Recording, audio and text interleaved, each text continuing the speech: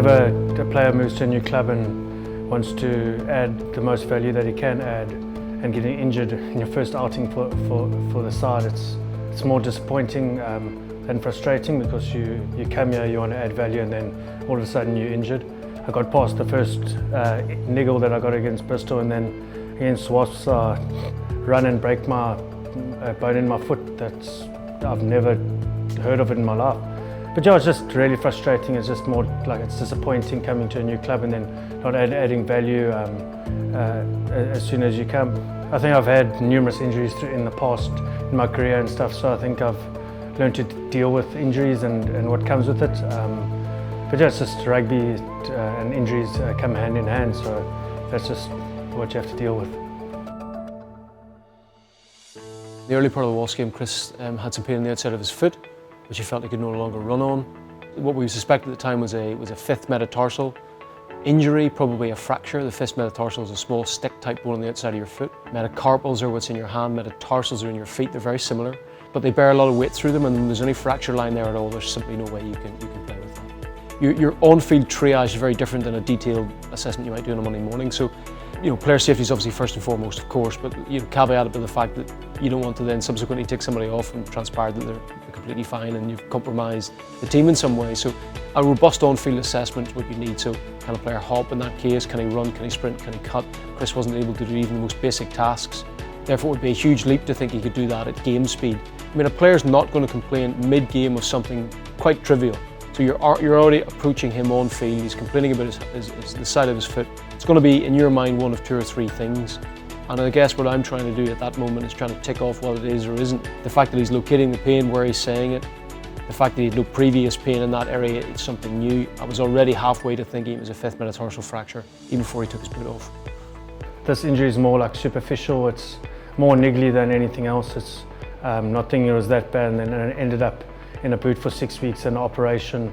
Straight after the op I was non-weight bearing for 2 weeks, so that was really frustrating, being on crutches and a moon boot with 50% weight bearing. And then eventually the boot came off and it was a lot easier to move around, no crutches and stuff. And then we've been working in the gym really hard, myself, Mitch, Maddie P, Begsy in the physio room, and really pushing the limits. Really every training session has been really good. So yeah, hopefully I started running in the last 2 days, we'll gradually building the load up through that fracture site. And yeah, the next couple of weeks should show the results of the last, call it 10 weeks before I play again. What we're going to do is, we're going to go 10 reps, not high, but fast on the decks, okay? Whenever you're ready, Chris. Good, lovely. Perfect. So the orange is your right leg, left is there's some reps where you have more left, there's some reps where you have more right here. Okay, so this section here, this is your asymmetry. Okay, this is normal. You're seeing like a slight variation left to right. You know what I mean? You should see it be a bit different. Okay, and all we're looking for there is making sure that, although we won't consciously be 50-50, we're going to make sure we're training it that way. The next time we're going to go the same idea, single leg though, exactly the same. So keeping the toes on the ground, single leg as fast as possible. Okay. So what does that? Limping is a consequence of not being prepared to put your full body weight through your foot. So instead of actually putting your foot down as you would your uninjured side, you sort of half do that, or you limp around that. Force plate testing, rather than us make that leap or rather assess that blind, can he put equal amounts of force through both? So now that when Chris goes to run, we know that he can accept the full amount of force on his affected foot as he can on his other. We know the next time he's going to run, he's not going to limp, and that he can comfortably and solidly run with a normal gait, and it looks normal. And a force plate is a way of almost informing that next step. It's diagnostic testing to see can he take his body weight. And obviously your left foot and your right foot, they're different in themselves, so percentage of difference. Anything outside of 10%, you're probably going to see a limp actually. So within 10% we consider normal, and luckily Chris is within that. Obviously I was in a boot for 6 weeks, and your muscle breaks down and your strength and stuff decreases in that right limb, so you want to get that right limb as strong as your left limb, so you equal, so it prevents other injuries to different parts of the body if you aren't equal.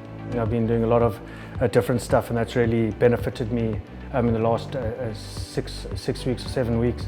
We've been doing a lot of assault bikes, so it'd be great to move away from that and actually getting back on the pitch and starting to run again and gradually build load that fracture site to make it stronger and eventually get back to 100%.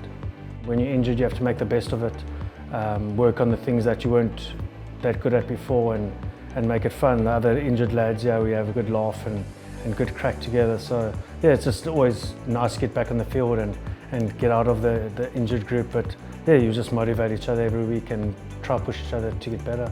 You have to be motivated and in a good headspace to actually train hard and better yourself and better others. And I think if you give off good energy and be energetic and stuff, it also picks up their spirits if they're down because they have been injured for, some of them have been out for 4 months, 5 months. Hopefully I don't irritate them too much, but yeah, no, I think if you bring energy and good positivity, I think it does help others. But yeah, hopefully the next couple of weeks will go really well and I'll make my return and add as much value as I can.